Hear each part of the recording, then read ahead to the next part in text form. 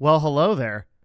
TwitchCon just happened, and with it came Twitch's biggest announcement ever. Pretty sure. This is going to change the entire landscape of live streaming, of all platforms. And if you are a content creator or interested in content creation, you absolutely want to watch the rest of this video. We're going to break it into 4 sections because there has been a huge announcement, and that is that Twitch is finally doing away with simulcasting. That is to say, they're allowing it. They're basically allowing you to multi-stream to multiple different platforms, any platform you want, in addition to Twitch at the same time. So people that have followed the Devin Nash channel before, they know that this is my biggest criticism of Twitch for years, is that they have been unable to do this. We're going to talk about why later, but they've basically been unable to do this. But previously, if you were getting paid by Twitch in any way as like an affiliate or a partner, basically someone that is associated with a website in any kind of contractual way, you were locked into only streaming on their platform. And now that is completely gone. They were kind of like halfway about it. No one really understood it. And so they've updated their guidelines and they have now allowed it. So we're going to break this video down into 4 sections: multi-streaming, what it means, new streamer best practices, or just streamer best practices, kind of like new comma streamer, not new streamer. Why did they do it? And then the conclusions and what's next. 4 parts, starting with number 1. We're not going to read all this crap. I'm just going to kind of explain what it is. Basically, I've explained it a little bit before, but it just means that before you could only stream to Twitch pretty much if you had any kind of contract or affiliate, which is super easy to get. And I would recommend universally that nobody takes affiliate. Didn't make any sense because multi-streaming was always more beneficial. We'll talk about why that is. And I think you'll kind of understand, and this will help you understand why multi-streaming is that way. Okay, so simulcasting guidelines, again, basically they're saying, yeah, it's totally fine, but hey, you can't like do anything that lowers the quality of the Twitch user experience. You can't like provide links, or you can't. A big one is like you can't combine chats. And I'm just going to tell you right now, just ignore all this, okay? And just do it anyway. It's absolutely unenforceable. There's no way that they're ever going to come up and any of this is going to happen. That's not my official agency recommendation, by the way, but I'm just, it's like, I can't think of a single person that was banned for multi-streaming, even when the guidelines were there.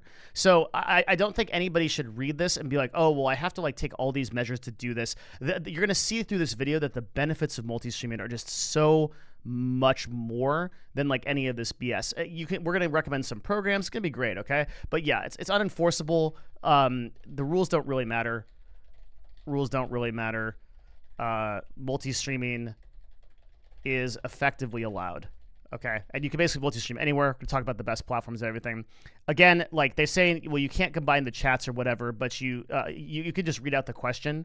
So they're saying, well, if you don't want the chats on your screen, you want to abide by the Twitch rules, okay, great. Then just say something like, oh, hey, John from YouTube says, or like, oh, our guy from our Kick Chat says, like, right? Like you just say that and just respond and solve that problem. And then also you're simultaneously like shouting out your other platforms, so it's good. Cool. So multi-streaming. Well, why is this like important? Who cares, okay? Well, multi-streaming is always better than just streaming on Twitch. And there's a couple of really important reasons for this. The first reason and the most important reason is that Twitch basically has no discovery, okay? No one can really find your streams, but YouTube and TikTok do have these features. So on Twitch, you got this big system of just a bunch of broadcasters, and when you go to a category, it's either sorted by viewers or it's sorted by recommendation algorithm that generally recommends higher viewership. So if you have low viewership, being like between, below 1,000, it's really, really hard to get discovered on Twitch / kind of impossible. But on YouTube, they have a totally different kind of search. They have algorithmic discovery via their live streams, meaning that people that YouTube just recommends it based on what they think that user actually wants to watch. And so you're way more likely to get in new viewers onto your YouTube live streams than you are ever to get them on Twitch. Therefore, streaming on YouTube at the same time just categorically gets you more growth. But it's even better than that, because if you can get on TikTok, TikTok actually has an advanced recommendation feature, and it constantly dumps new people into your pipeline. We'll talk about this a little bit more later, but TikTok can literally bring your broadcast from 1 viewer to like 700 overnight, especially if you're doing something interesting or viral. So multi-streaming is just better, straight up. It's just a better thing to do. There are some people who say, I'll just like very quickly address this because I know it's going to come up, and it comes up in every time I talk about this subject. There are some people, even really prominent content creators, that will say don't multi-stream because it dilutes your audience. It doesn't like, these people just don't know what they're talking about. Okay, I run an agency. We've analyzed thousands of live streams. We continue to analyze them daily. Multi-streaming is categorically better for growth. There is no debate to this.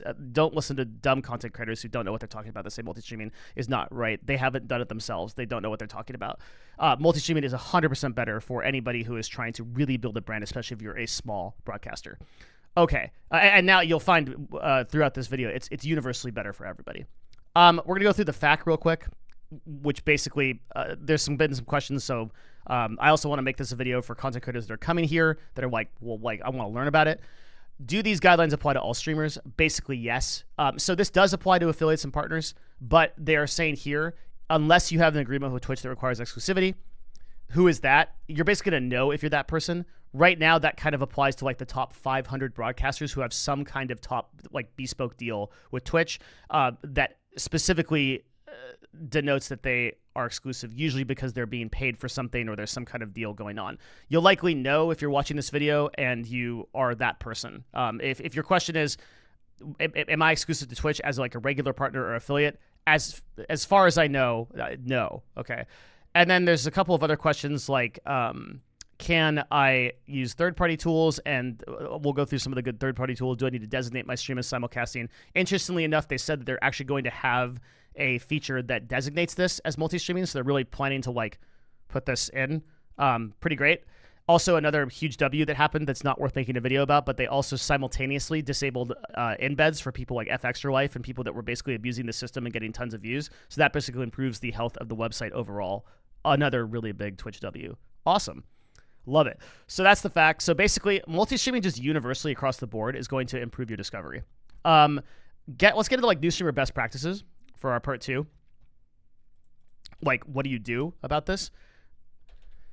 Well, you now take affiliate and partner when offered no matter what, which is a huge difference, right? You might go back to my video that I made, why you should never become a Twitch affiliate, and it basically boiled down to exclusivity and the huge percentages they were taking. You got to do the math, right? There's going to be a couple of things we need to talk about here. I guess actually I should talk about this now. And you need to kind of understand this is a pretty important marketing concept for anybody. And that is a marketing funnel, okay? So all streamers should consider their funnel and drive users away from their platforms that are getting discovered at and to a central, safer platform like Discord or Patreon. So what's a funnel? We're going to explain that real quick. Super, super important. Marketing class won't teach you these things. Maybe they will. I don't actually know. Never took a marketing class. Did I take a marketing class? Maybe. You draw an ice cream cone. I should teach a marketing class. I am teaching a marketing class. What this YouTube video is. Huh. Okay. So looking at this funnel and drawing these cute little arrows at the top of the funnel, let's imagine this is where your customers go. Okay. So the top of your funnel here, this is the first like place where your customers reach you. This is how they discover you, right? So your customer has to hear about you. Your advertising has to be heard about somehow. Otherwise, your customer never hears about you and they never buy your thing. So if you want a person to subscribe to you, if you want a person to follow you, they first have to hear about you. So how do they hear about you? Well, generally at the top of the funnel, you want to place platforms that are highly discoverable, that have algorithms that will help you. People come to your broadcast, come to your YouTube channel, whatever. So again, I've always kind of criticized people that have Twitch as a primary focus because there is no top of funnel for Twitch, right? There's a lot of really good options to monetize once the person is in the funnel. Like down here, they can subscribe and they can pay you, and down here they can like eventually donate to you or whatever, and you can make a lot of money that way. But top of funnel, not that good, right? So you want to use top of funnel stuff like YouTube, like TikTok, right? Even to some extent like Kick, these kind of new platforms you can multi-stream on to drive people down the funnel to better paid options. Now, here is the Skippy on this. Is that what the kids say? They say Skippy. Here's the Skippy on this, okay? Twitch takes like 5 billion% of your money. They take 50% of your money, really, like from subscribers and from, and if you make a lot of money, they can take up to, down to 30%, take 70%. But that still is peanuts compared to like a Patreon, where Patreon only takes like 8%. So I would argue that you have to kind of change your whole mentality. And if you're a content creator and you're thinking about multi-streaming, it's probably the most important part of the video for you. You have to think about your whole mentality of how you did this before. Previously, I think a lot of broadcasters, they think, okay, I'm going to build a community on this platform, and I'm going to get all my users living on this platform, and then they're going to pay me, and I'm going to make big bucks streaming video games. It's going to be great. And the problem with that is that you are completely beholden to that platform. So if you do something that they dislike, or like more likely, they just change something in a way that doesn't benefit you because they're always going for like the whole and like the macro idea, right? Very possible they do something that just doesn't help you and you're screwed because your entire audience is on that platform. So you want to drive people through the top of your funnel now, and it doesn't really matter so much anymore where they're watching your stream. What matters is where they end up as your customer. Your customer in this case might be your subscriber, and it might be like your follower, might be whatever, okay? So we now take affiliate and partner no matter what, because previously, now that you understand the funnel, the problem with funneling before was that if you took affiliate and partner, you basically eliminated this whole part of your funnel. And you only had people that you were lucky enough to come in from Twitch, usually people you were getting from other places like posting on YouTube. So you never wanted to take affiliate or partner, but now that you can multi-stream, it doesn't matter, right? You just take every benefit you possibly can. So if they offer you partner, hey, take it right away. If they affiliate, you take it right away. No problem. I can still multi-stream, no issue whatsoever. Great, good stuff. Where should you drive the bottom of your funnel, your audience? Well, I think the best place right now, and I have no paid interest in saying this. I run an agency. I don't sell to anybody besides a very high-level brand, people that want to do advertising. So you are not my customer here, but I think that Patreon is great. You keep 92% of the income versus 50% on Twitch. That is a huge number if you just do the math. It means like if you've ever looked at the Kick people that are offering 95% of a subsplit, like the difference in what people are getting paid, just the percentages, like just look at like taxes, right? This is why people move out of states like California. I moved out of California because I had to pay 12% on state tax. Like percentages matter a lot. And if somebody is taking 5 of every 10 of your dollars versus 2 of every 10 of your dollars, that's going to add up really quick. So I like Patreon a lot because it's a good place to hold a paid community. It allows you to diversify a lot better because there's a lot of ways to provide rewards through things like Discord or extra places and like just extra things, extra one-on-ones, all kinds of community stuff you can do. There's a couple of videos I made, including one that's exactly how to make $5,000 a month off of Patreon. And that's because I made $5,000 a month off of Patreon. Also built 2 Patreons that got there within a month. And so watch that video. It's somewhere. Just search that, Devin Nash, and that'll teach you how to do Patreon well. But yeah, you can get your users on these platforms like TikTok and like YouTube and maybe even to some extent Twitch and drive them down to a Patreon or a Discord where they can then be a bigger part of your community, kind of like a more prominent part of your community. Cool. So you now take affiliate and partner offer no matter what. And to do, a lot of people are going to ask, we'll just go through like some of the other platforms. I also really like Discord. By the way, I also think that Discord and Patreon just aren't going anywhere. Discord is like going nowhere but up. It's a really popular platform. It seems like kind of like the Skype model that finally kind of figured it out. Patreon also been around for years, just has a very solid P&L, like really just good, solid company. Just like, I gotta go to where probably. So these are great places to kind of host your communities. Whereas like, you know, you look at a place like, well, let's go over the streaming platforms right now. Twitch, right? Twitch is like on the up and up and probably the best streaming culture still. I just feel like it's kind of the best place to kind of just feel to be like a live streamer, you know? But between like the chat and the emotes and the culture and just kind of the meta of everyone kind of just being there and talking, it's a really good place to be. And I think Twitch is still going to be like that. YouTube, though, is absolutely the best place for growth and discovery. I think I would need a whole nother video to explain this. But YouTube just has a different method of discovery. A lot of people are like, oh, well, YouTube has like no central directory where I can go and I can view streams like I can on Twitch. Well, yeah, that's intentional because they want you to search for something like, oh, I want to watch like Baldur's Gate 3 gameplay, or I want to like learn more about Baldur's Gate. Well, that's going to point you in your search results to a live stream about that, and then you may follow that person as a result of that. But that's how that discovery works, right? You're not going to like go to the Baldur's Gate 3 category and then click on something. Actually, YouTube does have a directory like that, but it's like buried and nobody uses it. The search is what you go to YouTube for, and that's why you get such a higher percentage of new users coming into a live stream than you do on something like Twitch. Kick, which is the competitor to Twitch that currently owns about 7 to 9% of its live viewership, mostly through large contracts and acquisitions. If you're building this as a main platform, I think there's a bit of a PR issue. That is to say that there are some unscrupulable, is that how you say that? Unscrupulable? Oh, I really love that word. I wish I knew how to pronounce it. Somebody in the comments can tell me how. Unscrupulous? We're spending way too much time on this. individuals, some questionable individuals there, who, when you associate your brand as a small broadcaster with, you may run into some issues down the line when you're trying to get sponsors, or we have had issues. So people that don't have context, I run an advertising agency. We spend millions of dollars a year in advertising budget on the best kind of platforms. We're very careful about where we spend money because we care about our brands. So we have had a lot of resistance from brands, understandably, on spending on Kick, just because of these sort of top-level streamers that are there and what they choose to post as their content. So you may run into that problem as just by context and association, by building full-time there. Now, multi-streaming, not going to matter. Some people have asked me that. They're like, hey, what if you're on Twitch, but I'm multi-streaming to Kick? Like, is there any implication to like negative brand stuff? No. Like, if you're multi-streaming, no one's going to care, you know? And generally speaking, like, most people probably won't care about this stuff.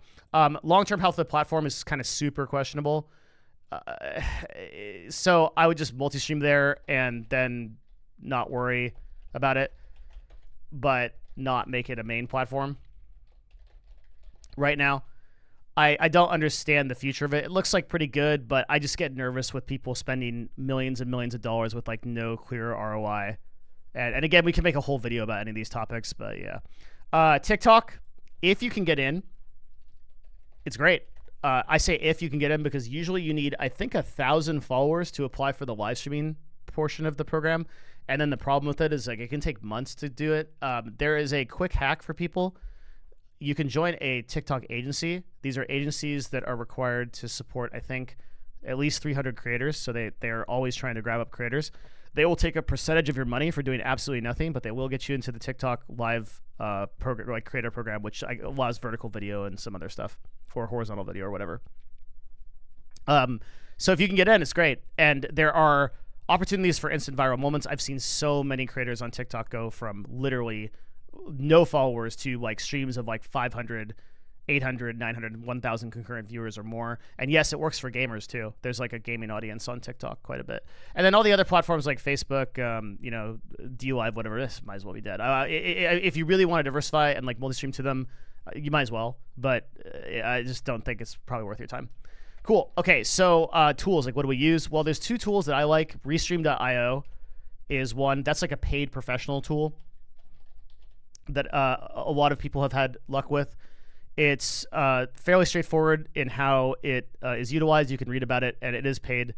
There's also Commander Root's tool. Just go to Twitter and search for Commander Root, and he runs I think he has like I don't know if it's paid or whatever, but he's the same guy that does a lot of like Twitch analytics or stuff. Here's his X right here.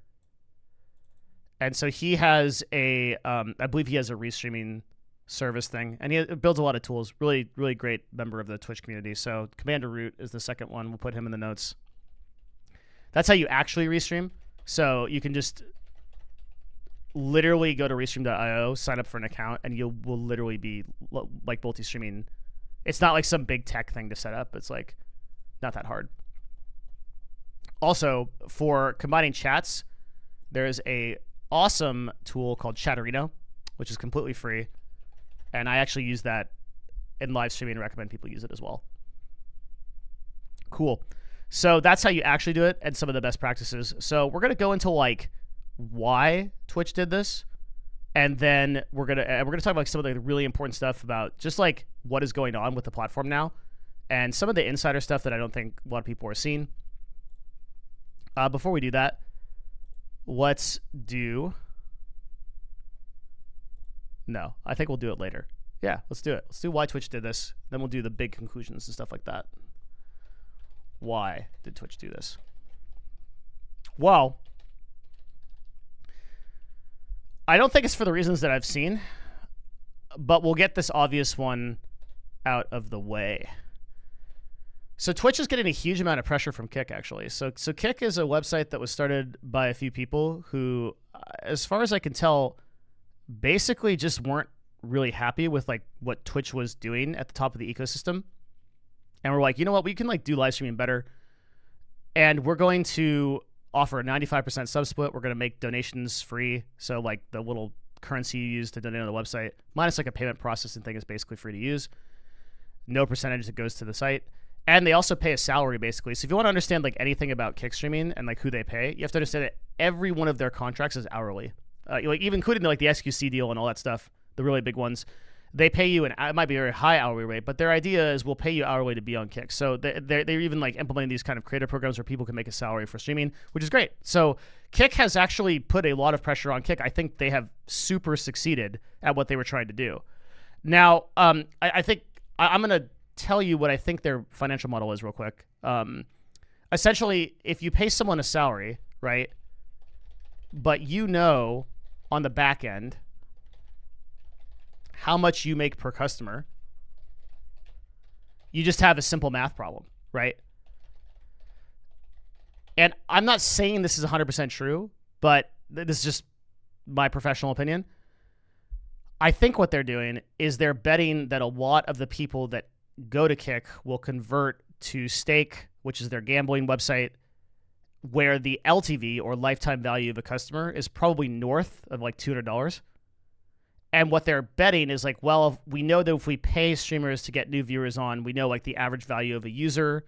Because like something like, I think there was some leaks, it was like 2 to 5% of the people that end up on Kick will eventually go to Stake, which is an amazing number if that's true.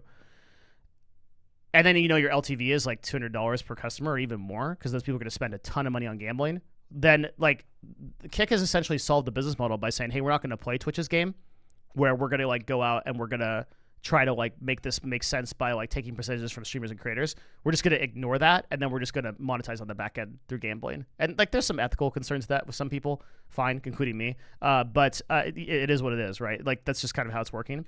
Regardless, it's really put Twitch on the back foot.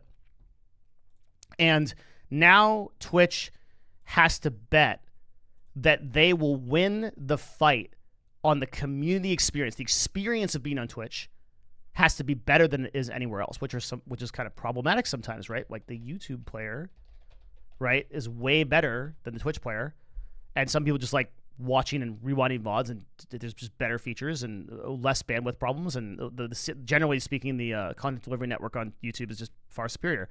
It's just heavier servers, just better. So Twitch needs to bet, okay, we're gonna have the best community experience, and now here comes the real big reason. You understand this, that the Kick has kind of put Twitch on the back burner a little bit. There's some competition there. Previously, if you remember my funnel talk, right? When Twitch would lock people into affiliate, that's effectively a new streamer. So affiliate was like you had like 5 viewers concurrently or more, and like some number of followers was like really small. You could sign up for affiliate. Then you became an affiliate. And there was like all these people that were like, oh, there's even this like path to affiliate, path to partner thing that people would follow.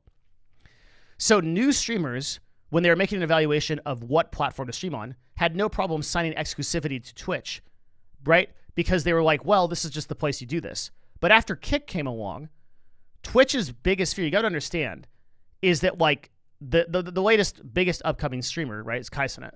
And Kai Cenat, massive broadcaster, went from basically being unheard of a year ago to like 60,000, 70,000 like people watching a stream at any given time, and rightfully so. Amazing entertainer. I talked about him before. I have a video about him. So where did Kai grow up? Kai grew up on Twitch. Kai came up on Twitch. So the biggest fear that Twitch has is that Kick starts growing these streamers, and the next biggest person grows up on Kick, because that points to every new creator, and every new creator and says, oh man, like, well, that's where I need to be, right? So Twitch previously had the luxury of locking people into affiliate because they knew that they were the place to be. But now that Kick is around and saying, hey, that sub split, you can go over here, you can start your career here and earn 95% of all the money you take. You know, Twitch, they only give you 50%. So you're going to make way more money here, and we're also going to pay you a salary to be here. Twitch had no choice but to drop exclusivity at that point, because if they were continuously locking new streamers into affiliate, it would then become an evaluation between, well, do I want to only stream on Twitch, or do I want to make all this money over here? And hey, I can also stream on YouTube and do whatever I want, right? I know, by the way, I can be like more not safe for work over here. Or I could like, you know, watch Lord of the Rings for 8 hours like people do on Kick or whatever, whatever you do over there. So great, right? So it became basically inevitable that Twitch had to do this. And it goes back to my friend Trainwrecks, who was like, you know, I just think at the end of the day, Twitch needs competition. He was right. Like, Twitch just needed some competition. And now they've got some like legit competition, like getting huge deals sniped out from under them. Big streamers like XQC and Nadeshot going over to the platform for the big bucks. Twitch is like, damn, like also we can't financially compete with these deals because we can't justify, like we can't white paper Amazon for this money, right? We're not going to like, why should I pay $70 million for this freaking, imagine walking into Andy Jassy's office or whoever you got to approve for a $70 million expense at Amazon and being like, yeah, so this weird goblin kid, like with this hair that screams at his TV and thusly his audience is worth $70 million. I need to justify an expense. You're not going to do it. It's not going to happen, man. Twitch can't compete 1-to-1 with what Kick is offering these people. So they're like, all right, screw it. We're just gonna drop exclusivity entirely. Just do what you want. We're gonna build the best community. We're trying to build the best product. We're trying to win on that. Which, by the way, should have been doing the whole time. Thanks. Right? Took a little bit of competition to knock them out of it, but that's what they should have been doing the whole time. You got to add to that like need links to support this. I guess I don't need links to support it. Twitch has had huge PR hits over the last year. You can link it yourself. I'm too lazy. Just Google it. They've had a bunch of PR hits, and that also means they needed a couple of W's here. And at the end of the day, it forces Twitch to be competitive, which is universally a good thing for the industry. We're already seeing this reflect in some of the product developments. They're making favored clips, which as of yet haven't been like very successful in discovery, but at least they're trying. And there's also new discovery options. Like right now, as of the time of this recording, they have a discovery like feed that's come out that is available to like 20% of the total Twitch audience. It's pretty good. It's like it's a pretty good start, and that's what we're going to talk about now in the conclusion part of just kind of like, where is this going? What are the most important like kind of takeaways from this?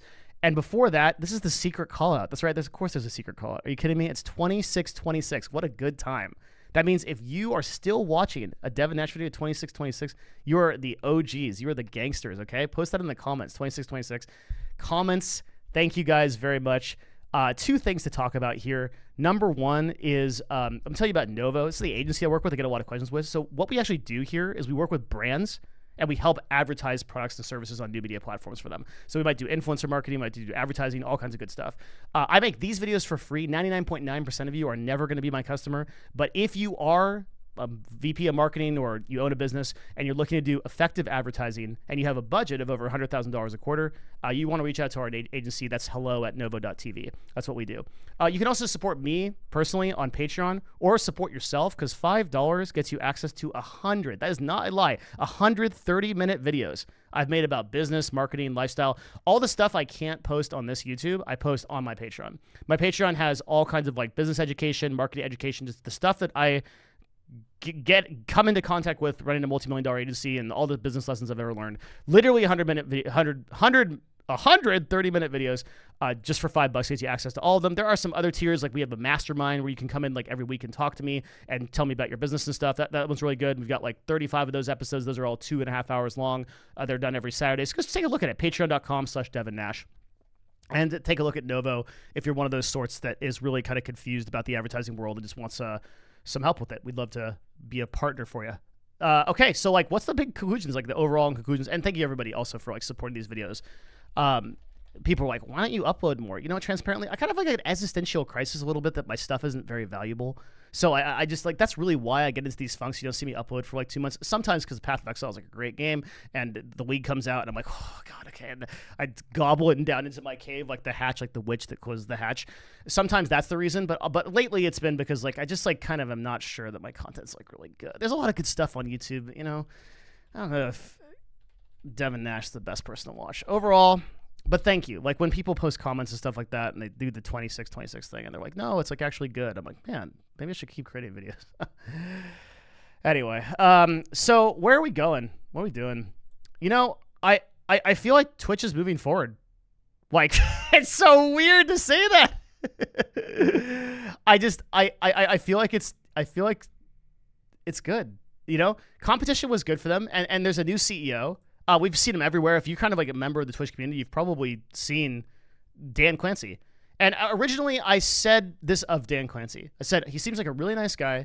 He seems really well like connected to the community. I think he's going to do well, but I don't think he's going to be the person that like really, really pushes Twitch forward into like a massive tech company. And I think that assessment is pretty correct. The previous CEO, Emmett Shear, was horrible, like legitimately. Now he did what Twitch needed at the time. He pushed Twitch, the CDN, the tech of it. He's at his core was an engineer, and he pushed Twitch forward into a business that did live streaming better than anybody else did, and that was a huge part of the product. So I don't want to like dog him for that. Horrible community CEO. I mean, just completely incapable of engaging with the community. But Dan, you see him at streamer weddings. You see him playing the piano. He live streams himself from a van. He's a super accessible, super cool guy. He was all over TwitchCon. Really fantastic dude. That I just think he is really a great feeling for Twitch, and kind of all broadcasters right now have a feeling that Twitch is just like kind of revitalized. This TwitchCon felt really good to a lot of broadcasters. There were notably some broadcasters like my buddy Co Carnage, who was saying like, man, this like felt invigorating. Like it felt like a good TwitchCon. Like it felt good for the first time in a long time. People like S-Fan saying like, oh man, this is like really good. Like I really got this feeling. A lot of people praising Dan, I like appropriately for just how he's doing. So I think Twitch is moving forward, and competition was good for them. Okay. I also think that Twitch seems to have realized in this day and age that it's not going to be this huge tech platform. This kind of drove me crazy about Twitch in the like 4 or 5 years ago, where you had Emmett up on stage that was like, basically, he was literally trying to be like the Steve Jobs Apple CEO, like announcing the new iPhone, and he's like literally just like talking about weird little community features that nobody cares about, like mod options and stuff like that. Like Twitch is just not that platform. It's not going to be YouTube, and it doesn't have to be, right? It can kind of be like a special niche place for live streaming where people on average are just more dedicated, because like the average user on Twitch watches a stream for 120 minutes a day versus YouTube people that watch like a video for like 15 minutes, right? Like the typical Twitch user is just a more engaged person to that community. And that's fine, right? Like you don't need to appeal to 2 billion users.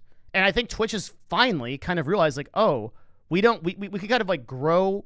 Like we don't have to grow so wide. We got to grow up and make the experience better for the streamers we have. Make this the best place it needs to be for streaming. And this big multi-streaming thing, just like the sort of corporate messaging here is, hey, we are confident that we can build a better product than these other people, and thus we don't have to chain you up, right? It's like if you're in like a marriage or whatever, right? You're not gonna like chain your husband in the basement and not let him outside. Because you this might be a terrible analogy, but because you're like, yo, you can't leave anywhere else. You can't go to the store or whatever because I don't trust you, right? You're confident in yourself. You're confident in your relationships with your friends, with people around you. They're like, yo, like you be you, do whatever, and like and we're gonna push this thing forward based on the quality of like who we are and what we are, and companies are at their best when they do that, right? So Twitch needed for years to be able to say, hey, yeah, you're like, there's roping people into the affiliate, and just like you with your 4 viewers, you are now locked in forever to being on Twitch eternally. And if you ever look away, if you look at Twitch, it's like the meme of the guy that's like you know, like you ever even look at Kick, we will ban you. Like screw this. It's such an authoritarian, draconian bullshit. Like now they are actually dropping that, and they're taking this stance of like, hey, like we're gonna build the best product, and you could be wherever else, like sure, right? But you're gonna want to be here. This is gonna be the place you're gonna want to be. We're gonna be so good that you can't ignore us. Awesome, love that mentality for business. It just shows that the organization from the top down is like starting to get it. Good, right? Huge W for all streamers. That's my only point here. That's what I just wrote. That's all I wrote. And as a result, again, everyone should accept partner and affiliate now. Period. End of story, right? There's just no reason not to. And lastly, I just think this should start to change your mindset for all you content creators out there.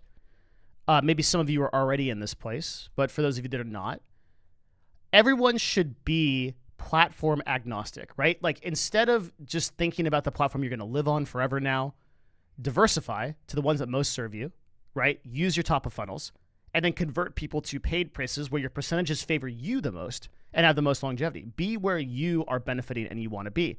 Multi-streaming really at its core should be a tool that you use to find where you get the best results. You may multi-stream to 4 or 5 different places, you may realize after 6 months or whatever that you are killing it on Twitch. And you're just like, man, I'm just don't need to be anywhere else. And this is really where I'm getting the majority of my growth and my following and my money. I'm just gonna like it's a 90-10 thing. I'm just gonna cut that 10%. And this is gonna be my home. You might, but like here's the thing about multi-streaming, right? If you don't multi-stream, you never know you never know if that was going to be true. And that's like the real problem, right? It's like a lot of people are like, oh, I'm never going to try to multi-stream.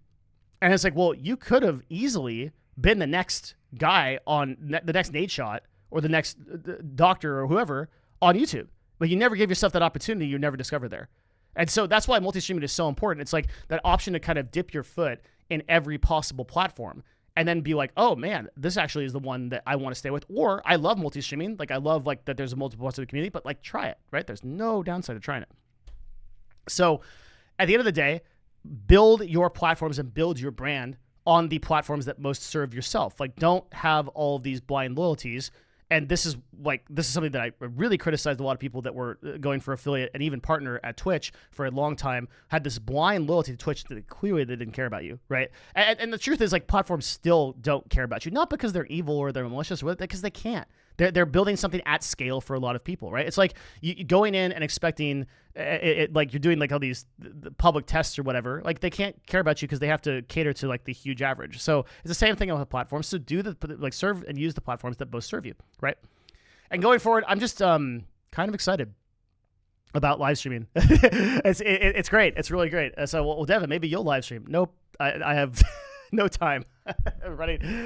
Maybe if I do, I'll definitely multi-stream. But yeah, I'm excited for the first time in a really long time about the direction that Twitch is going. And I think Twitch being the leader of live streaming, like this now means that there will be basically no exclusivity except for just the highest paid individuals. And look, that's a viable path too. Like maybe you build this great brand that is multiple across multiple different platforms. You got multiple different socials. And then you get a paid offer from someone like Kick or for someone like Twitch even, or like someone like that, and they're like, hey, like pay you be exclusive here. Great. Like, right, you're locked in. So that's another path. But that's kind of the point of this video is that there are just way more paths to success now than there were before because Twitch enabled multi-streaming. So yeah, there's nothing negative to say. It's just a super positive thing. And I hope that many broadcasters learn something from this video and maybe take it and they help it build their brands. Or you just found it was interesting. If you did, leave me a comment. I read all of them. And yeah, I appreciate y'all. Thanks everybody. And we'll see you again for the next video sometime. Bye.